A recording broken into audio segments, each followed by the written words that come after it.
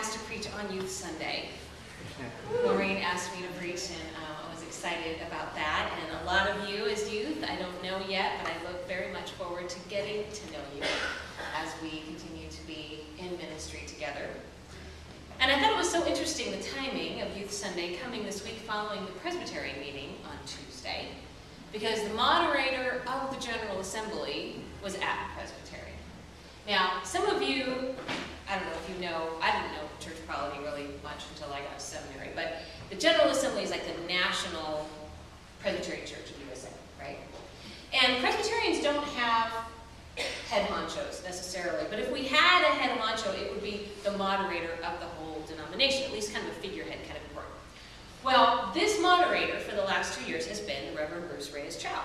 Some of you might even know Bruce. He was the youngest person to be elected moderator, and I think perhaps the first Asian American to be elected moderator. Anyway, he's really cool. We went to seminary together, and I give him a hard time about certain things. But anyway, he was at Presbytery last Tuesday, and there was a pre-meeting to the Presbytery that Linda Lee and Bruce put together. And so he actually gave reflections from his last 2 years, going all over the world, all across the country, listening to churches, speaking, hearing what's going on with our denomination right now. And it was very interesting what he thought was the most pressing issue on people's minds and hearts. And it's not what we would think it is. Because within the PCUSA today, the big ordination of gay and lesbian is like the hot topic, right? So you kind of expect that that's what Bruce is going to be approached with wherever he goes. But actually, he said that's not it. He said the congregations across the country are wondering about the future of not only their church, but the church capital C. And they're wondering about future generations and about youth, and trying to figure out how to bring youth into their churches, and they're wondering if they're going to survive. And so Bruce kind of gave a charge to all of us. And he said, in all of our churches, we need our youth. We need our youth to come forward and be in leadership.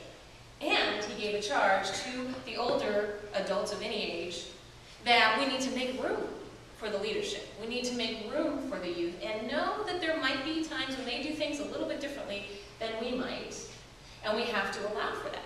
Because he acknowledged that sometimes there's just a little bit of a tension that can happen between the generations, and Bruce's charge to us was to say, let's embrace that, and let's try and find a way to move ahead and to have some maybe things that are a little bit outside the box come in. So that's the charge from our moderator, not just from me. Not just for us, but for PCUSA in general. And it's no small thing, so we need each other. We need the adults to be a part of that, and we need our youth, right? And you often hear that the youth are the future of the church. Well, actually, I don't buy that. I don't think the youth are the future of the church. I think the youth are the present of the church. Because we need, as Lorraine was saying, the wisdom that you have right now. And you might not think that you're very wise. Or you might not think about yourself in terms of a calling, but I think God calls each of us, whether it's for work at the church or Cameron House or just where you're called to be in the world. I think God issues a special call for each of us. And you might think to yourself, well, I don't know. I'm just kind of a kid. Or I'm just a teenager, or I'm just a something. And if you feel that way, you're in really good company. Because all the major players of the Bible felt that way. And so many of them were young when they were called. Stop and think about that. Think about David. They went through everybody else in the lineup, and it was the scrawny one in the back tending the sheep that was the youngest, that was the one who was God's call. Or like the story we have of Jeremiah today.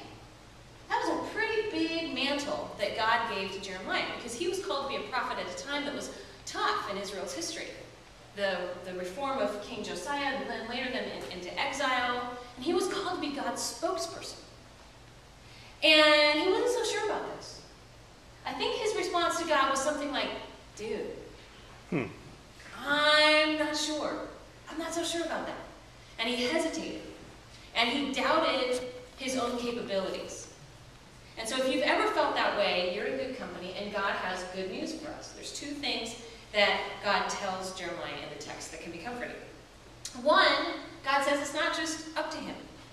It's not just up to Jeremiah. God will equip him. God will give him what he needs to do the job. And God will bring those gifts to Jeremiah. And he's not going to just leave them stranded. He says in verse 8, "Don't be afraid of them, for I am with you to deliver you, says the Lord." So whatever we're called to do in our life, God is with us to equip us. And it is God's talent, in a sense. Second of all, I think each of us are called to a special purpose. And God reminds Jeremiah, "Before I formed you in the womb, I knew you. And before you were born, I consecrated you." That's a very special call. God says, you are special, as you are. I have a special destiny, a special plan, even before you were born, for you. And I believe that's not just for Jeremiah, but for every single one of us. God has a special plan, even I would say a special destiny, a special call. And part of the trick is discovering what that is.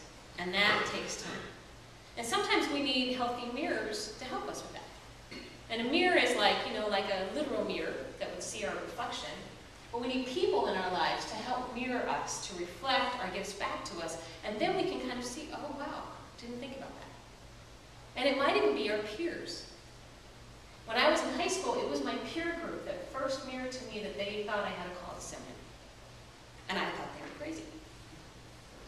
But they saw gifts that naturally came out of our time together, and they thought I should think about this. And that was a seed that was tucked away, planted in my head for a long time that later came to birth, but it was my peers that first mirrored that to me. Second of all, we also need mentors.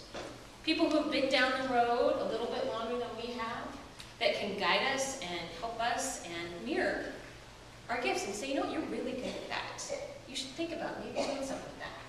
When we collect those little things over time, and that's part of how we discern and we can discover God's call for us.